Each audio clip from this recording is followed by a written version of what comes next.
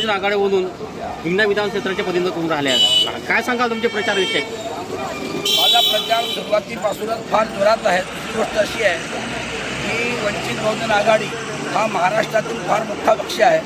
हा सध्या आता दुसऱ्या नंबरचा पक्ष आहे आणि आमची सरळ लढत आता भाजपसोबत आहे. काँग्रेस आता आमच्या मागे आहे आणि काँग्रेसला आम्ही आता लाईनमध्ये घेतली नाही, कारण आमची लढत ही मनुवादाच्या विरोधात आहे. आमची लढत व्यवस्थापक जे आहेत हे प्रस्थापित राजकारणी त्यांच्या विरोधात आहे. आमची लढत कुठल्याही व्यक्तीच्या धर्मजाती पंथाच्या विरोधात नाही आहे, अन्यायाच्या विरोधात लढणारा आमचा पक्ष आहे.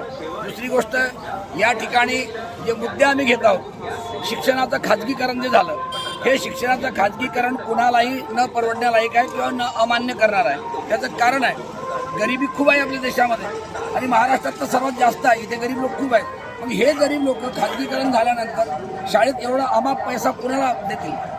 आणि कुणाच्या शाळा आहेत ज्या लोकांनी आतापर्यंत सत्ता केली या देशामध्ये, त्या लोकांनी सरकारी जमिनी हडप केल्यात, सरकारी हस्तगत केल्यात आणि त्या जमिनीवर यांनी कॉलेज आणि शाळा काढल्यात. मग त्या शाळा कॉलेजमध्ये गरिबाची मुलं जर आपण शिकायला पाठवतो ते कुठून पैसे देतील? मला सांगा ना. हा प्रश्न आमचा आहे. नागपूर जिल्ह्यामध्ये हिंगणा विधानसभा क्षेत्र हा शिक्षणाचा एक हब म्हणून मानला जाते. तुम्ही याच्यापेक्षा अजून काय वेगळे करणार आहात? नाही, तर शिक्षणाचा काय म्हणजे बोलवाला कसं आहे इथे सांगा मला.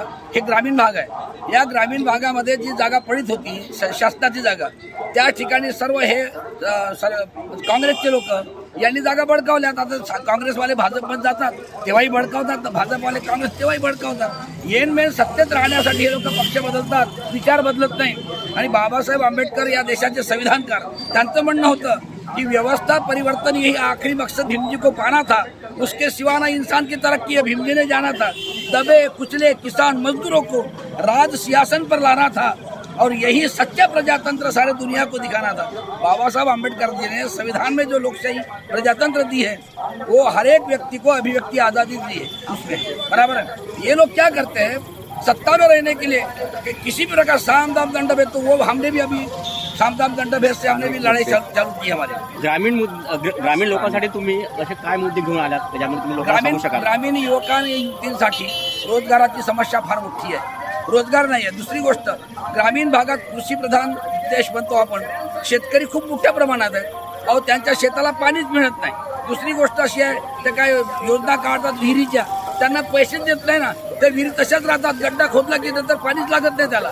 हे आणि कितीतरी जमिनी शेतकऱ्याच्या अशाच पडल्या आहेत. दुसरी गोष्ट, ज्यावेळेस हंगाम येतो त्यांचा शेतीचा, त्यावेळेस शेतकरी लोक ज्यावेळेस उत्पादन काळासाठी जमीन सुपीक करतात, ते नांगरून वखरून चांगली करतात, त्यावेळेस बियाण्यांचे भाव, सल्फेटचे भाव खूप वाढतात. आणि जेव्हा बिचारा शेतकरी आपला माल मार्केटला घेऊन जातो, बाजारात घेऊन जातो, तेव्हा त्याला त्याच्या मालाचा भाव मिळत नाही. हिंगणा विधानसभेच्या जनतेचं काय मत आहे? असं काय तुम्ही ऐकलं, असं काय मत आहे का? हिंगणा विधानसभा क्षेत्रामध्ये हा क्षेत्र हिंगणा विधानसभा माझा खूप परिचयाचा आहे आणि मी सर्वांच्या परिचयाचा जास्त आहे. कारण की माझे खूप प्रोग्राम झाले इथे. माझ्या आईचं माहेरच आहे इथे आगरगाव वेरणगाव. ते माझे पूर्ण खूप नातेवाईक पण आहेत. दुसरी गोष्ट अशी आहे, बाळासाहेब आंबेडकरांच्या नावाने वंचित बहुजन आघाडीकडे हा प्रत्येक व्यक्ती आकर्षित आहे. कारण वंचित बहुजन आघाडी ही सध्या आता असा पक्ष आहे, सर्वसामान्य माणसाला न्याय देणारा पक्ष आहे. आणि म्हणून बाळासाहेब आंबेडकरांवरती सर्वांची आस्था आहे, निष्ठा आहे. जनतेला तुम्ही काय आवाहन करतात सध्या? जनतेला आम्ही आवाहन करतो ना, या प्रस्थापित राजकारण्यांना खाली खेचण्यासाठी, सत्तेवरून त्यांना बरखास्त करण्यासाठी वंचित बहुजन आघाडीच्या माझ्यासारख्या आणि इतर जेवढे उमेदवार आहेत आमचे, त्या सर्व उमेदवारांना तुम्ही या सिलेंडरची बटन दाबून निवडून द्या आणि वंचित बहुजन आघाडीचं सरकार आम्ही महाराष्ट्रात स्थापन करू आणि सर्वांना न्याय देण्याचं काम करू.